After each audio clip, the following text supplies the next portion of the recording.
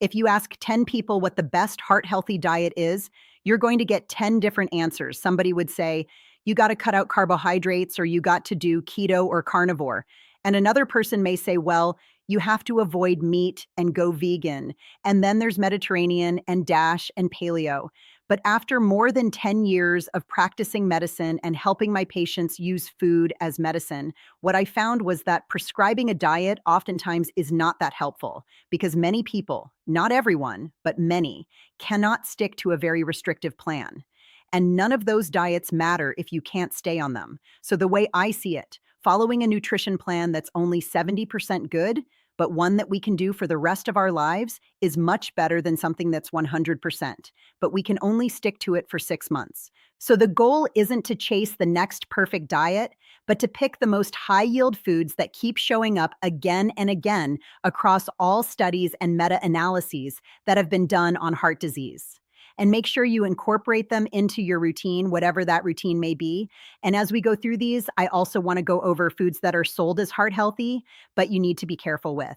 And at the end of the video, I want to go over the best exercise and a good supplement that has really good evidence behind them to help you reverse plaques even faster. Now, before we go over the best foods, you have to understand how we get plaques in the first place. Because if you understand that process, you'll be able to tailor with more precision which high-yield foods you need to lean into. Because everyone's individual circumstances and risk are different, and what works for one person may not work for you. So arterial plaque buildup is not a simple process. It's not just high cholesterol, and it's not high sugars or high blood pressure or inflammation. Plaque forms with a perfect storm of endothelial damage, which is just injury to the thin layer of cells that lines the inner surface of blood vessels, and then LDL particles that contain ApoB slip through the vessel wall, and then inflammation oxidizes those particles, and that's what triggers your immune system to step in and try to repair the damage. But instead, it just causes the plaque to grow even bigger. And the more oxidative stress in the environment, the more the cycle repeats itself. So the high-yield foods that you need to incorporate into your regimen need to target all those mechanisms. Lower ApoB, reduce inflammation, and improve your nitric oxide, which then lowers your blood pressure and protects the endothelium. And finally, you need to calm down that overreactive immune response. So if you look through all the major studies and meta-analyses of diets that help with atherosclerosis, one pattern that emerges is the foods that are rich in lycopene.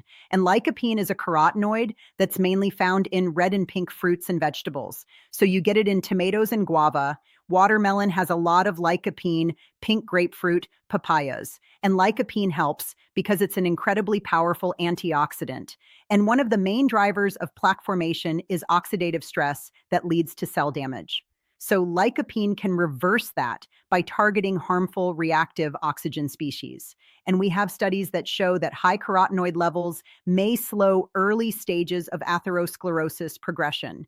And there was an observational study out of Finland that suggested that lycopene or processed tomato intake may reduce coronary atherosclerosis. Now, another recurring theme that I see in all of these studies is phytosterols, which is just a natural plant compound that's found in nuts and seeds, especially flaxseed and sesame seeds. And you can also find phytosterols in legumes and whole grains, and in many fruits and vegetables like carrots and broccoli, and you can find them in avocados and in many leafy green vegetables. So phytosterols look almost identical to cholesterol, and when you eat them, they compete with cholesterol for absorption in your intestines, which means less cholesterol can make it through and get absorbed. But that's not where the magic happens. Because when it comes to cholesterol in our blood, most of it does not come from cholesterol that we eat. It's the cholesterol that's produced internally by our liver. So how this whole process works is the liver senses a drop in absorbed cholesterol. And because your liver tries to maintain its own cholesterol balance and homeostasis, it starts pulling more LDL particles out of the bloodstream. So over time, you basically get less LDLs that carry ApoB moving through your arteries. And that's important because LDL, and more precisely ApoB, has been shown to cause heart disease.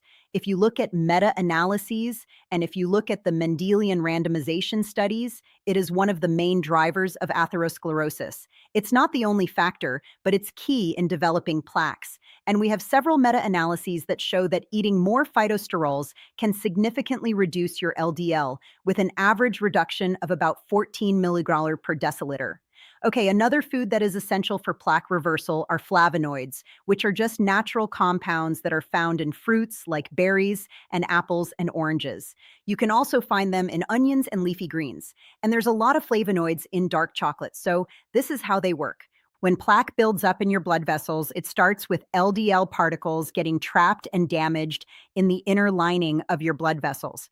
And this LDL particle starts getting oxidized, which makes the whole area very sticky. So white blood cells called macrophages are drawn to that area and they cause inflammation. And this whole process is what makes the plaque grow. So this is where flavonoids come in. They lower that adhesion molecule expression. Basically, they make arterial walls less sticky so fewer cells can attach, and that in turn lowers inflammation. And it helps macrophages work in a calmer way so they don't turn LDL into its damaged and oxidized form. And one subset of flavonoids that is especially important is catechins, which you can find in green and black teas. And there was a meta-analysis that looked at 9 prospective studies that showed that drinking 3 or more cups of green or black tea is associated with a 21% reduced risk of stroke compared to the consumption of less than 1 cup per day. Now, another important and very powerful nutrient is extra virgin olive oil. Now, this pops up across many studies, and high intake is associated with a significant reduction in major cardiovascular events like heart attacks. Olive oil is very high in polyphenols and monounsaturated fats, which have antioxidant and anti-inflammatory properties. So they help smooth out the damaged endothelium or arterial inner lining. And on top of that, olive oil may also help with insulin sensitivity and reduce inflammation. So mechanistically, you target multiple steps that lead to atherosclerosis. Now, another food that will help is fatty fish like salmon and mackerel or sardines. These fish are rich in omega-3 fatty acids, especially EPA and DHA, that are incredibly important in keeping your heart and blood vessels healthy. There's clinical studies that show that people eating fatty fish 1 to 3 times per week had a lower risk of heart disease and strokes. And then we have the multi-ethnic study of atherosclerosis, which is one of the largest and long-running studies on heart disease that found that higher DHA levels was associated with a 12% lower risk of coronary plaque progression. So this is the plaque that can lead to strokes. These omega-3 fatty acids calm down the immune response that aggravates plaques, and they can also increase your nitric oxide production, which then stabilizes the plaque and makes it less likely to rupture and cause clots and problems downstream. Now, when it comes to atherosclerosis, it's not enough to eat the right foods, but it's also just as important to try to limit certain foods, especially foods that are very inflammatory. So, no surprise here, but we especially want to be careful with processed carbohydrates like pastries and cereals and any foods that are full of sugar or fructose. So, some of the most common offenders that I see, so we're talking about foods that are promoted as heart healthy, but they're actually harming you, flavored yogurts. Many of them are packed with added sugar. So, it's much better to buy plain full-fat yogurts and just add your own sweetener of choice for taste. Now, at this point, most people know that most breakfast cereals are basically dessert and just processed sugars, but there's alternatives that masquerade themselves as healthy, but are not really that much better. So I'm talking about many breakfast bars or granola bars. Make sure you look at the ingredient labels, as many of those are still packed with sugar, but just with healthier packaging. And another sneaky food that I always bring up is, well, it's not a food, but it's a drink, and it's juices. If you drink apple juice or orange juice, any type of juice, you're probably getting a lot of added sugars. But even if the label on the bottle says there's no added sugars, or this product only has natural sugars, well, these sugars may be natural, but they're still absorbed in a highly concentrated form. And another problem is these juices don't come with the protective fiber that we would normally get if we're getting it from a fresh fruit. So as I mentioned before, fresh fruits are wonderful and they're heart healthy, but it's very easy to overconsume sugars and fructose in a fruit if you're getting it in liquid form. Now, as a bonus, here's some non-food related things that will also help you expedite reversing your atherosclerosis. First, no surprise here, but exercise is extremely important for your heart health. But there's one type of exercise where we actually have evidence in showing that it can reverse arterial plaques. So there was a randomized control study published in the European Journal of Preventive Cardiology that showed that just 6 months of supervised high-intensity interval training, or HIIT, showed a significant reduction in plaque volume. And what was especially amazing, the plaque volume regression after 6 months of this exercise was slightly larger than what they observed with statin intervention. Now, because atherosclerosis is a disease that develops over many years and decades, we don't know how that translates to actual clinical outcomes.